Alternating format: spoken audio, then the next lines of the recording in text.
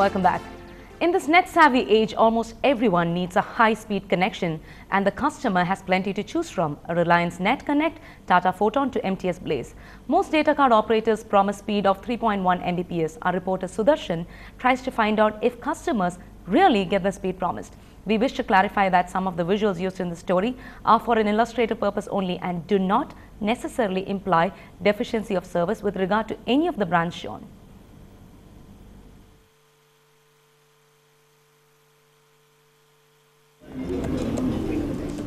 Carry your speed, blazing speed, speed on the move.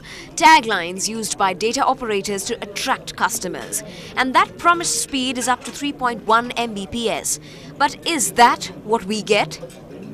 Depending upon what they promise, see, whenever you take a connection, they tell you that they're going to give you 3.1 Mbps or 7.2 Mbps. But actually, when we make use of it, it depends. It reduces very drastically. Yes, I've faced speed problems many times. I mean, mostly because of the shadowing which happens. You know, you're sitting at a place where there's no signal. So many times you would face the problem. This disconnect is despite the claim by operators that they have at least 20 towers in a big city like Chennai.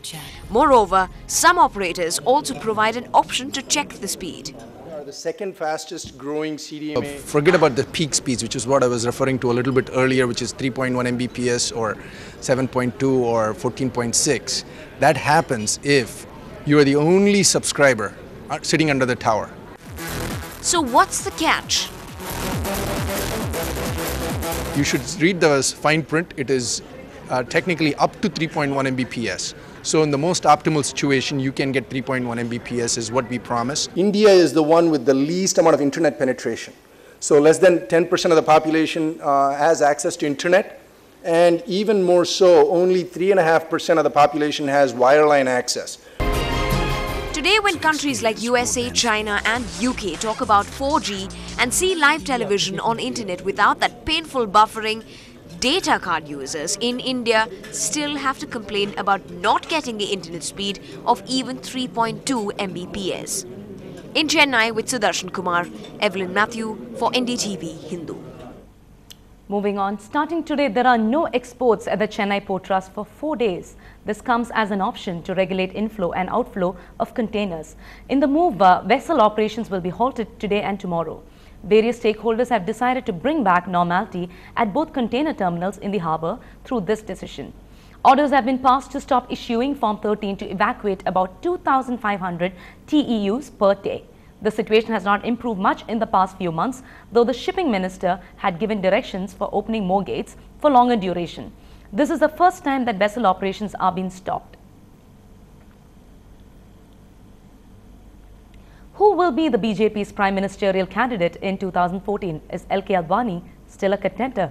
Speaking to NDTV Bharkadat during his Rath Yatra, Mr. Advani said he is not a contender for the PM's candidate, but he also added that the final decision would be the party's. In his clearest statement yet on the controversy, Advani said he saw no reason to make an announcement ruling himself out. Rubbishing reports that the RSS did not back his Yatra, he had said that he had personally clarified the matter with RSS chief Mohan Bhagwat. Mr. Advani's statements came on a day when Uma Bharti shared the stage with him in Varanasi and made a clear reference to him as PM candidate for 2014. Advani ji, the differences in the UPA government, whether it's what we saw with Pranab Mukherjee and Mr. Chidambaram recently, or Digvijay Singh often speaking in public, are well known. But the Congress turns around and says that there are many internal factions within the BJP as well. They claim, for example, that the party has not settled yet who will be its prime ministerial candidate. At every press conference you are asked that, you say, we will decide this in 2014.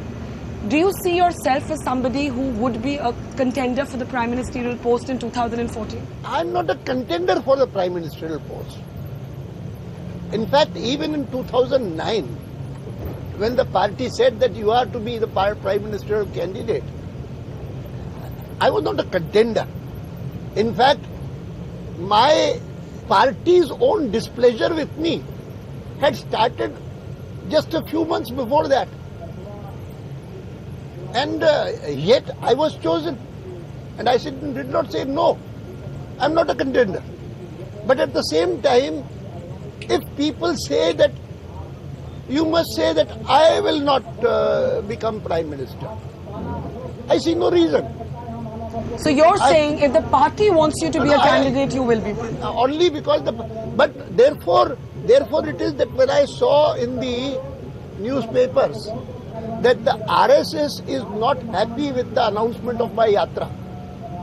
The moment I saw that, I felt surprised. And I thought, why ask anyone else? I'll go to Nagpur. I've gone to Nagpur for the first time in many years that way. And I said, I'll meet Bhagwati himself. That is there any truth in this? Because I had an impression that anyone fighting corruption would be welcome. He said, in fact, the day I heard the report, your press conference announcement, a meeting was going on and I told them that an excellent decision has been taken and everyone in the RSS should support it. And so you don't worry about it. Absolutely no basis. But I said there again, I said it in Nagpur itself. I said that when I had decided about this yatra, the issue is not Prime Ministership. The issue is, in fact, I said it today because I was asked that is it repackaging of LK Advani? Someone asked me. I said, Advani is not the issue. The issue is the country. The issue is India. So you're saying that when you met the RSS chief, he absolutely rubbished reports that the RSS was against the yatra? Yes. And you're also saying that while you're not a contender for the PM's post, you see no reason to rule it out publicly. It's up to the party. Would that be a fair conclusion? Not only that, but I would say that I do not know when the elections come. They will come 3 years hence. Today I am in a very fit condition. Tomorrow I do not know. I do not know. After all, a person is. So it all depends on many factors. And besides that,